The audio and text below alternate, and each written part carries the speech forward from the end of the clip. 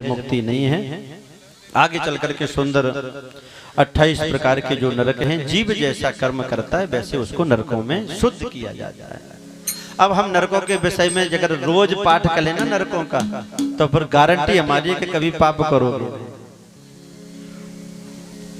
भागवत में तो 28 प्रकार के नरक बताए केवल, ब्रह्म पुराण में तो और कई कई प्रकार के, और गरुड़ पुराण में उससे भी ज्यादा है। तो ऐसे आप मान लो कि वस्त्र ये हमने पहना, अगर वस्त्र गंदा हो जाए ना तो हम अपने हाथ से ही धुल लेंगे अगर, तो ये साफ हो जाता है, फटता नहीं। और अगर हमने इसे धोबी के लिए दे दिया तो धोबी की गारंटी तो क्या होती है कि इसे साफ करने की, फटने की नहीं होती। तो धोबी घाट है ये नरक। तो अगर हमने जैसा पाप किया है और वैसे ही पापों का अगर हमने प्रायश्चित नहीं किया तो भैया हमें नरक में जाना पड़ेगा। पृथ्वी से 99,000 दूरी पर ये नरक है, 99,000 योजन। उससे पहले पितृलोक है। जब जीव जाता है ना तो पितर देखते हैं कि मेरा वंशज नरक में जा रहा है तो दुखी हो जाता है, और स्वर्ग वैकुंठ में जाता है तो वो सुखी हो जाते हैं। तो कुछ दो चार के विषय में थोड़ी चर्चा कर लेते हैं हम। जो व्यक्ति दूसरे के स्त्री, दूसरे के धन का हरण करता है वो रौरव नामक नरक में डाला जाता है। यातना शरीर इसे दिया जाता है, सुख दुख का अनुभव होता है, और इसको रुरु नाम के कीड़े इसके शरीर को नोचते हैं। ये शरीर तो यहीं रह जाता है, पर यातना शरीर जो सूक्ष्म शरीर मिलता है उससे सुख दुख से होता है। ऐसे ही महारौरव की व्यवस्था है। कुंभी पाक में वो जीव मारे पहुंचाए जाते हैं जो दूसरे जीवों को मार करके उसे अपना भोजन बनाता है, आहार बनाता है। जो निर्दयता से दूसरे जीवों की हिंसा करता है, मारता है अपने प्राणों की रक्षा के लिए, उनका भोजन बनाता है, तो वही जीव को मरने पर कुंभी पाक नामक नरक में ले जाया जाता है। और वहां की व्यवस्था कैसी, जैसे भंडारे वाले दिन यहाँ भंडारा बनेगा ना तो बड़ी बड़ी कढ़ाइयों में बूंदी बनती है, ऐसी बड़ी बड़ी कढ़ाई हैं वहां, और वहां पर इसके शरीर को उसमें कढ़ाई में तेल जिसमें डला हुआ है, नीचे से अग्नि जल रही है, तपता हुआ तेल, और उसमें इसके शरीर को डाला जाता है। इस जीव को ये तड़पता है, चीखता है, चिल्लाता है। धर्मराज के दूत कहते हैं याद करो तुमने भी किसी जीव को इसी प्रकार से मारा था, वो भी तड़प रहा था, वो भी अपनी प्राणों की रक्षा के लिए तुम्हारी ओर देख रहा था, पर तुम उस समय निर्दयी हो गए थे। अब जरा अनुभव करो, जाके पगना फटी विवाही, सो का जाने पीर पराई। अच्छा, ये बातें जो जिस अपराध में फंसा हुआ है ना उसको अच्छी नहीं लगती, वो सोचते सब फालतू की बात है, पर ये वाणी भगवान की वाणी है, ये असत्य नहीं हो सकती है, 100% सत्य है ये वाणी।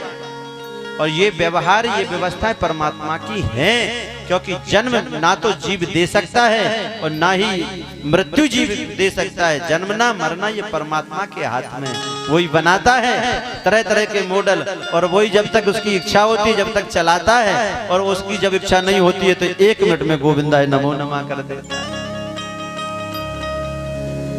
जो दूसरे जीवों को बांध करके रस्सियों से पकड़ करके उन्हें जबरदस्ती मारता है, यातना देता है, शूलों से कांटों से छेदता है, अपने मनोरंजन के लिए जीवों को परेशान करता है। सुन लो, जो घर में तोता पालते हैं, हाँ, या कुत्ता पालते हैं, तो जो दूसरे जीवों को अपने मनोरंजन के लिए, अपनी शोभा बढ़ाने के लिए घर में जो बंधन में बांधता है, ऐसे जीव को शूल प्रेत नामक नरक में डाला जाता है। तुमने उस जीव की स्वतंत्रता छीन ली थी, उसको बिना किसी केस के, बिना किसी धाराओं के जेल में बंद कर दिया था, इसलिए अब तुम्हें वहां पर शूलों से छेदा जाता है, तुम्हें यातनाएं दी जाएंगी। जो व्यक्ति किसी दूसरे की झूठी गवाही देकर के लोभ में, प्रलोभ में आकर के और किसी निरपराध व्यक्ति के लिए दंड दिलाता है, झूठी गवाही देता है, उसके लिए सूकर मुख नामक नरक में डाला जाता है। और वहां की व्यवस्था कैसी, जैसे गन्ने में से जूस निकालते हैं ना, ऐसी उस नरक में व्यवस्था है। इस झूठे व्यक्ति के लिए उस कोलू में डाला जाता है जूस की तरह। और ये चीखता चिल्लाता है तो इसे अनुभव कराया जाता है, तेरी एक झूठी वाणी के चक्कर में किसी एक सीधे साधे व्यक्ति को जीवन उसका बर्बाद हो गया था, अब तू इसको भुगत। और एक दो दिन नहीं, कई कई वर्षों तक ऐसा व्यवहार इसके साथ किया जाता है। जो चोरी करता है, दूसरे का धन हरण करता है, तो उसके लिए संदर्श नामक नरक में डाला जाता है। वहां बड़े बड़े सर्प इसके शरीर को खाते हैं, डसते हैं, मूर्छित हो जाता है। जो ब्राह्मण होकर के उच्च कुल में जिसका जन्म हुआ है, अथवा कोई भी मनुष्य जो मद्यपान करता है, सुरापान करता है, शराब पीता है, उसको भी जब इसका शरीर छूटता है तो इसके लिए अयपान नामक नरक में डाला जाता है कि तूने जो है सुरापान किया है तो अब तुझे इस नरक में यातना भोगनी पड़ेगी। और उस समय इसके लिए यातना कैसे दी जाती है, इसका उपचार कैसे किया जाता है? बोले बड़े बड़े लोहे के सरिया गरम गरम इसके मुख में डाले जाते हैं। अब ये बातें अच्छी नहीं लग रही होंगी, अच्छी तो वही लगती है कि मुझे पीने का शौक नहीं, पीता हूं गम भुलाने को, हैं? जो लोग कभी पीते नहीं है उनको भी ये गाने अच्छे लगते हैं और नाचते हैं लोग। आजकल बारात में देखो, आज तो फलदान आने वाला है, क्यों दाऊ साहब, और जब बारात जाएगी ना 20 को, तो ऐसे ऐसे लोगों ने ऐसे विकृत कर दी बारात को कि पहले राम जी की जो जैसी बरयात्रा आई, भगवान शिव की आई, तो राम जी की बारात की ही तो हम अनुकरण करते हैं। तो उसमें साधु संत सब जाते, महात्मा जाते हैं। बर यात्रा का बड़ा विधान, जो बर होता है वो विष्णु रूप हो जाता है, किसी भी जाति वर्ण का क्यों ना हो। उसको जो भी देखता है दोनों हाथ जोड़ करके दर्शन करता है, उसे नारायण के दर्शन करने का फल मिलता है। और जो कन्या है वो लक्ष्मी स्वरूपा हो जाती है विवाह में, इसलिए चरण जो पखार लेता है उसको लगता है कि हमने लक्ष्मी जी के ही चरण पर पखारे हैं, नारायण के ही चरणों तक हमने लिया। अब बारातों को ऐसा विकृत कर दिया लोगों ने कि जो नंबर 1 के शराबी होते हैं वो बारात में बाराती बन करके जाते हैं। भगवान भी सोचते होंगे, मैंने इसको जो है ये नाग की योनि में पड़ा हुआ था, वर्षों तक ये चिल्लाता था, प्रार्थना करता था, तो मैंने दया करके इसे मनुष्य बना दिया और ये मनुष्य बन करके शराब पी करके फिर नाग बना घूम रहा है, नागिन डांस कर रहा है। तो भगवान सोचते हैं शायद इसे नागिन बनने में ही अच्छा लगता होगा, तो अब ये मनुष्य ठीक नहीं है, अब इसे नाग की योनि में ही पहुंचा दो, पेट के बल घसीटते रहो खूब प्यारे। पर ऐसे ऐसे लोग शराब पी करके, और कभी कभी अगर कोई गाने भी नहीं चल रहे तो जनरेटर की आवाज से ही लोग डांस कर लेते हैं, तो होश ही नहीं। ऐसे ऐसे दृश्य देखे कि दूल्हे राजा खुद शराब पी पी करके जा रहे हैं मंच पर। विकृत कर दिया इसको। तो जो शराब पीते हैं, अच्छा लोग क्या है वो बड़े बड़े उदाहरण देते हैं, अरे ये तो फलों का जूस है, इसमें कौन सी बुराई है, ये शराब नहीं है। तो शराब होती क्या है, शराब बनती कैसे है? बोले जब फल मल की तरह बन जाते हैं, मलबत हो जाते हैं। बहुत बड़े महापुरुष की ये वाणी है, वो फल जब मल की जैसे हो जाते हैं और मल का रस ही शराब है, और जीवा पर सरस्वती का निवास, इसी से तो भगवान नाम लिया जाता है, इसी से तो भगवत प्राप्ति होती है। तो ऐसे तो लोग ऐसे भी कह सकते हैं कि हमने बहुत अच्छे फल खा लिए, बहुत अच्छे फ्रूट खा लिए, ड्राई फ्रूट्स खा लिए, तो उसका मल तो शुद्ध होगा ना, वो तो फलों का है। तो जितना दोष मल खाने का जो दोष लगता है वही दोष शराब पीने से लगता है। सुन लो भैया, यहाँ किसी के मतलब की नहीं है, यहाँ तो परमार्थ की बातें हैं। इसलिए मनुष्य हो करके मद्यपान करना ये बहुत बड़ा पाप है। यहाँ क्या पीना है? कोई पियो रे प्याला राम रस का, कोई पियो रे प्याला राम रस का, ओ राम रस का भैया राम रस का,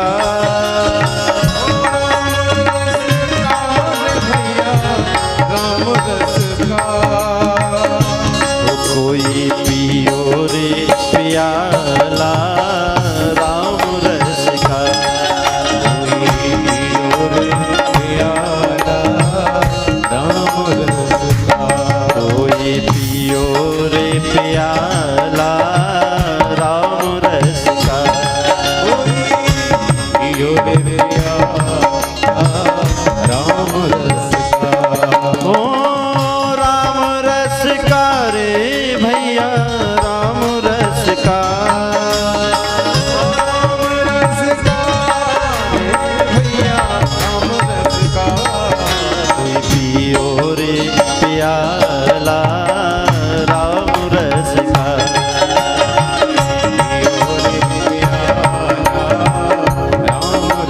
प्रेम भरी हुई कौन सा रस पीना है?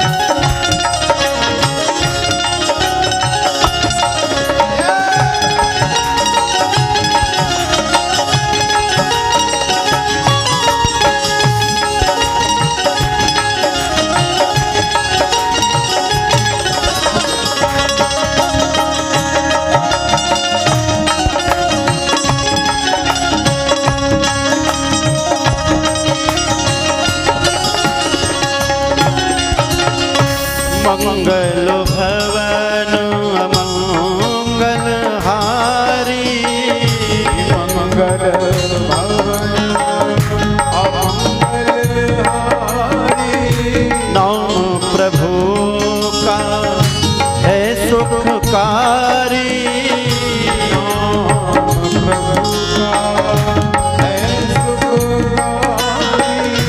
नाम प्रभु का है सुखकारी। नाम प्रभु का है सुखकारी। पियो रे प्याला, पियो रे प्याला, भर भर का कोई पियो रे प्याला राम रस का। पियो रे प्याला राम रस का। कोई पियो रे प्याला राम रस का।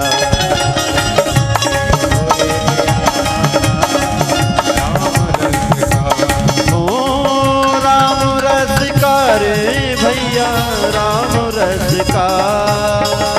राम रस का रे भैया राम रस का।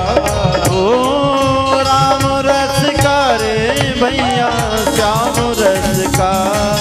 ओ राम रस का रे भैया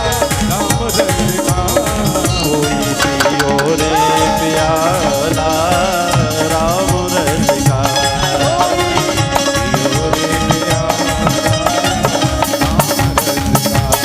कोई पियो रे प्याला राम रस का। कोई पियो रे प्याला राम रस का।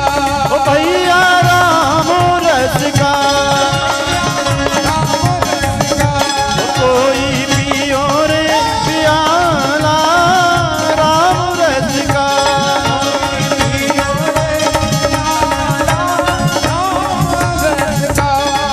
कोई पियो रे प्याला राम रस का।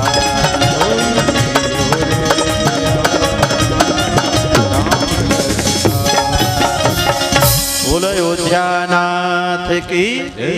तो प्याला कौन सा पीना है? राम रस का पीना है।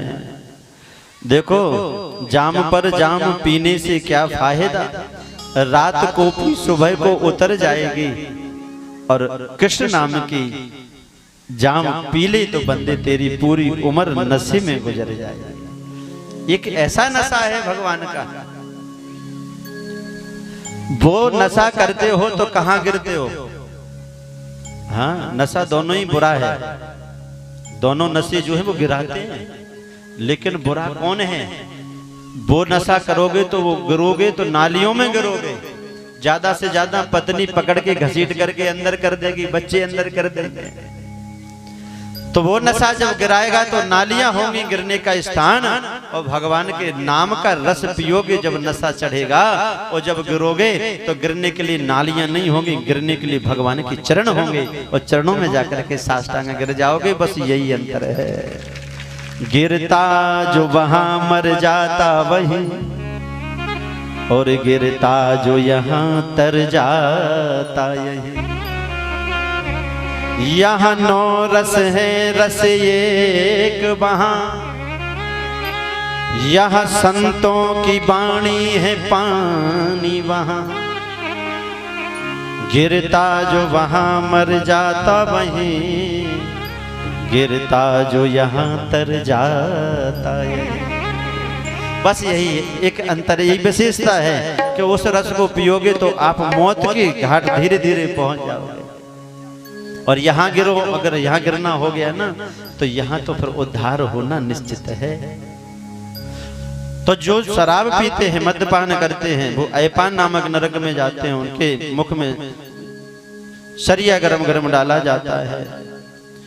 जो निम्न वर्ण के प्राणी होकर के और अगर उच्च वर्ण जैसा व्यवहार करते हैं, महापुरुषों का स्वागत सम्मान नहीं करते हैं, उनका निरादर करते हैं, साधु संतों का विरोध करते हैं, अपमान करते हैं, वो भी नरक में डाल दिए जाते हैं, छार करदम नामक नरक में।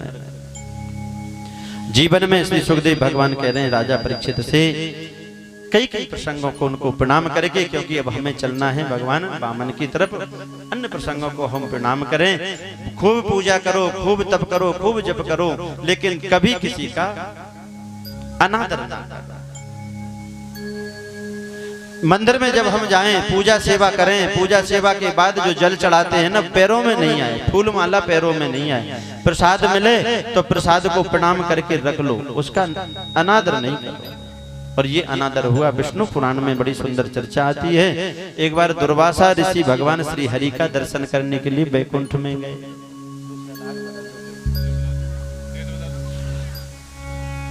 यथा भगवता ब्रह्मण मथिता क्षीर सागर यदर्थम वायतश्चाद्रिमो